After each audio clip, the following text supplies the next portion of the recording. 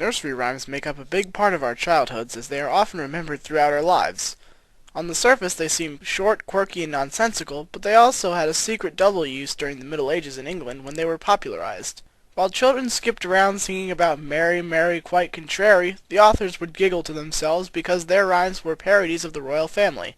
Now most of these nursery rhymes were quite clear with their double meanings when put under the elusive magnifying glass, but one that has had quite a bit of controversy is Hey Diddle Diddle. Why did the dish run away with the spoon? What need did the cow have to jump 250,000 miles into the air and over the moon? That's what we're going to find out on this episode of Stuff You've Probably Wondered with Captain McMuffin. To start off, let's back that elusive magnifying glass up a bit and look at the entire scope of the problem here. In order for us to understand the single nursery rhyme of Hey Diddle Diddle, we'll have to understand the mystery shrouding its supposed author, Mother Goose. We've all heard of this person, as he/she is on the cover of just about every book about nursery rhymes ever. But who was she really? The origin is quite muddled about in the pages of history, alas. Some theories suggest that it might have begun in France with a man named Charles Perrault. He wrote such famous stories as Cinderella and Little Red Riding Hood.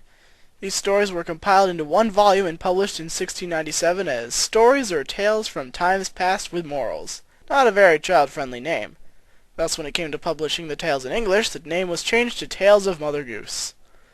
Of course, fairy tales hardly relate to nursery rhymes of the Middle Ages, but because stories of this strange Mother Goose character were so loved by the English, they began to implement her onto stories of their own. Nearly a century later, Mother Goose had become a kindly old witch who flew around on a wild goose and told stories to children. Quite an exaggeration, but of course the general public couldn't exactly read or write, so they had to pass on stories through word of mouth. This is why nursery rhymes became so popular. They rhymed, were short, and were easy to remember. This doesn't bring us any closer to Hey Diddle Diddle, though. The rhyme itself was first published in 1765, at the height of these children's rhymes/playful shot at the royal family. The title itself could just be a nonsense phrase to create a rhyme with the word fiddle, which is plausible, as many nursery rhymes of the day would do this. But William Shakespeare had used the word diddle in his plays, and it was also a phrase similar to one in many English folk ballads, Hey Nonny No. As for the rhyme, there are several theories surrounding this as well. Some say it was a reference to the night sky, where the characters in the rhyme were synonymous with the constellations, such as Leo being the cat and Ursa Minor being the spoon. Another theory suggests it was borrowed from a play from 1569-ish, titled A Lamentable Tragedy Full of Pleasant Mirth Containing the Life of Cambyses, King of Persia. What a winner that title was. Supposedly this play mentioned a song called Hey Diddle Diddle, and there was a fiddle mixed in there somewhere, but really this is all a bunch of nonsensical speculation. Let's take out that magnifying glass and allude to earlier in the video when I talked about how nursery rhymes were all really just clever remarks about royalty hidden in innocent little children's poems. That's where our answer lies. It's said that Elizabeth I, the queen at the time, was fond of nicknames and would give playful titles to her family and staff. Even the queen herself had gained the title of Cat behind her back. The first line of the poem thus speaks of Elizabeth and how she fiddled with her cabinet members. In other words, she messed with their heads.